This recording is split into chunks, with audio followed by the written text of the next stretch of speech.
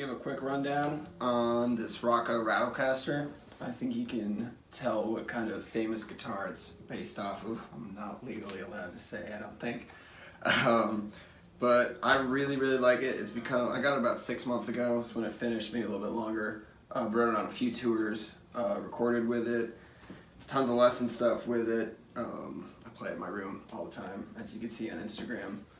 But it's an alder body, bird's eye maple neck with a rosewood fingerboard. It's got a bone nut. This is a Callahan bridge. I'm not sure about the hardware, but they're actually hand-wound, excuse me, Dougie, hand-wound pickups by Rocco. So I really like the bridge because it's fat, but it's also clear. Like, you can hear the string separation really well, and you can hear like the top end of a note, but it's not too stringy sounding. Because sometimes I'll play telly bridges and they're really like wiry sounding. I don't know. I'm not a fan of that.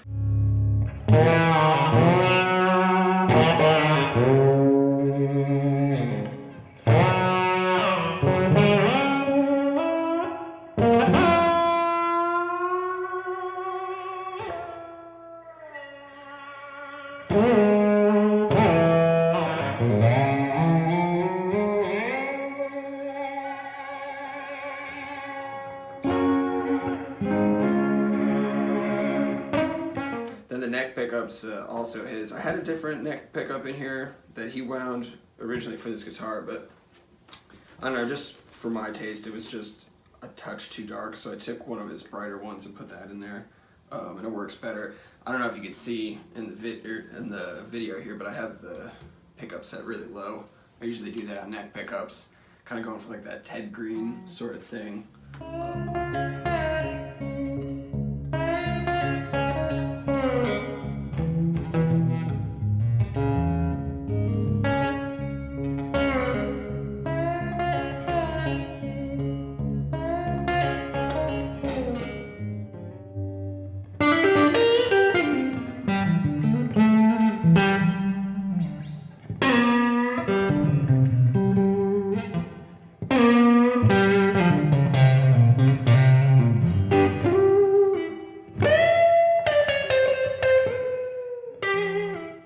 What else? He's got a belly contour on it. I think it's called a belly contour or a torso contour or something like that. It's a pretty fat neck. I generally like fatter necks, but I don't know, I'm one of those guys that can get used to anything. The radius is a 12-inch radius, which is cool because usually Fender, I think it's like 9.25, I think. So it's a little bit flatter for this kind of style of a guitar. It's got this awesome wood binding too. I'm really happy we did.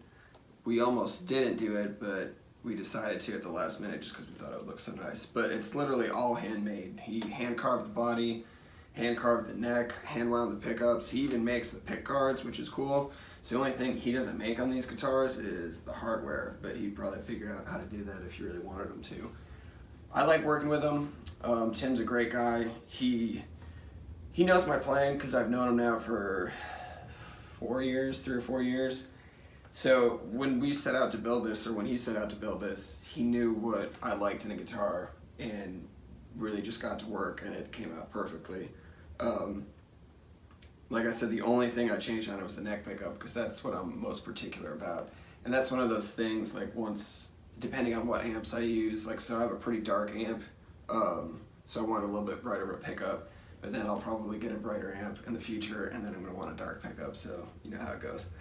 But yeah, he's really easy to work with because he'll ask you what you want, and his knowledge is so vast and all this stuff. So a lot of times I'll think I know what I want, and he's like, all right, we can try it, but you're probably not going to like it. And then he's always right. But he's willing to go down any rabbit hole that you are, and as guitarists, we all go down some pretty strange rabbit holes when it comes to gear.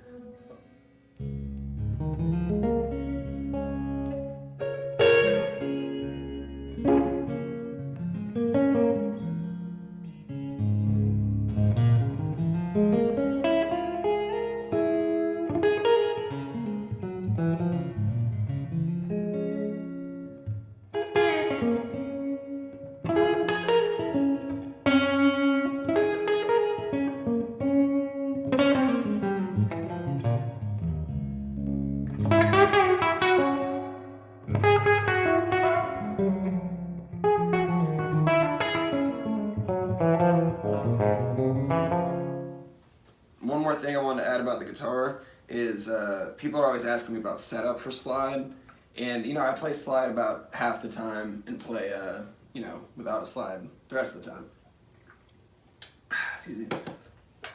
So what I do is I'll put 11s on, but I'm tuned all the way down to open D flat. Same as D, just half step lower. So really, if you think about it, the A, D, and what would be the G string, or the A, D string, the A and D string I should say, are only a half step lower than what they would be in standard, so that's not that crazy. Then the G string would be a step lower, right? Yeah, a step lower than what it would be in standard. So really, like, that's not crazy low, you know. But the D flats on the top here, that's what, a minor third lower, right? Yes. So those come out pretty low. But it's 11 through 50. I use these DR pure nickel strings. Big fan of them. I also like Dunlop's pure nickel strings when I can find them. But I just find that it seems like the pickups react better to pure nickel.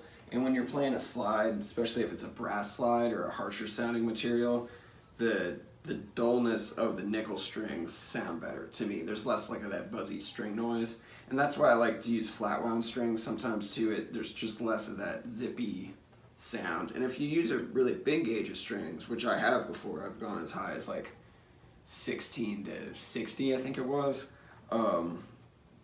The winds are so big at that point that it's like you could really hear the strings, and that drives me crazy with slide. It gets rid of like that vocal quality to it. It just sounds like a wiry piano wire or something. I don't know. I'm not a fan of it.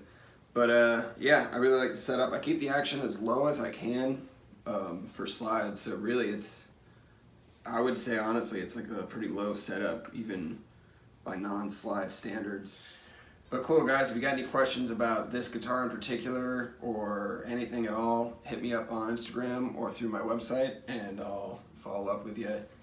Let me know if you want to do Skype lessons or lessons in person if you're in Nashville. And check out my tour dates. I got them on my website and I post them on Instagram regularly. Cool, thanks for watching.